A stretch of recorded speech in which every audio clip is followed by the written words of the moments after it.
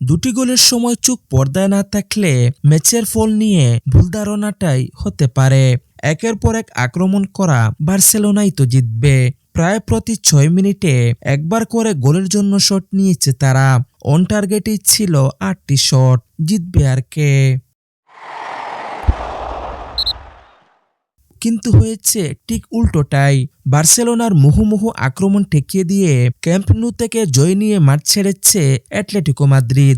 Champions লিগের quarter ফাইনালের প্রথম লেগের ম্যাচটিতে তাদের জয় 2-0 গোলে।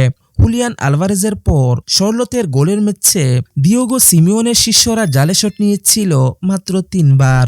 এই জয়ে তারা সেমিফাইনালে এক পা দিয়েই ফেলল। আর দ্বিতীয় লেগের ম্যাচটি আগামী 15 এপ্রিল অনুষ্ঠিত হবে। অপরদিকে 15 বছরের অ্যাটলেটিকো ক্যারিয়ারে বার্সেলোনার বিপক্ষে ক্যাম্প নুতে এটা সিমিওনের প্রথম জয়। আর্জেন্টাইন কোচ 2011 সালে মাদ্রিদের ক্লাবটির দায়িত্ব নিয়েছিলেন।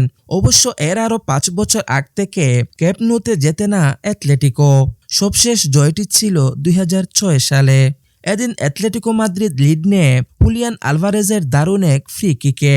45তম মিনিটে পাও কুবার্সি ডিবক্সের একটু দূরে ফাউল করলে হলুদ কার্ড দেখান রেফারি। পরে ভিআর দেখে হলুদ কার্ড বদলে যায় লাল কার্ডে। সেখান থেকেই ডান পায়ের বাঁকানো শটে জাল খুঁজে নেন আলভারেজ। তবে ম্যাচের শুরুর দিকে অফসাইডের কারণে গোল বঞ্চিত হওয়া বার্সেলোনা সমতায় ফেরার সুযোগ পেয়েছিল বিরতি থেকে ফেরার কিছুক্ষণ পরই। 49তম মিনিটে লামিন ইয়ামালের দূর থেকে বাড়িয়ে দেওয়া বল দুই ডিফেন্ডারের মাঝে পেয়ে যান মার্কাস রাশফোর্ড। তার সামনে ছিলেন কেবল অ্যাটলেটিকোর গোলরক্ষক হুয়ান মুসো। গোলরক্ষক মুসোকে কাটাতে গিয়ে বার্সা ফরওয়ার্ড বল আর জালে রাখতে পারেননি। তার ঠিক 5 মিনিট পর তার আরেকটি শট বারে লেগে ফিরে আসে। ম্যাচের 61তম মিনিটে শার্লটকে বেঞ্চ থেকে নামিয়েছিলেন দিয়েগো সিমিওনে। এর ঠিক 10 মিনিটের মাথায় ব্যবধান 2-0 করেন তিনি। এই নরওয়েজিয়ান মাতেও রুজেরির কাছ থেকে বল পেয়ে 10 মিটার দূর থেকে গোল করেন।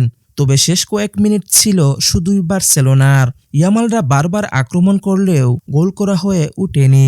আর তাতে 2-0 পরাজয় নিয়ে মাঠ ছাড়ে কাতালানরা।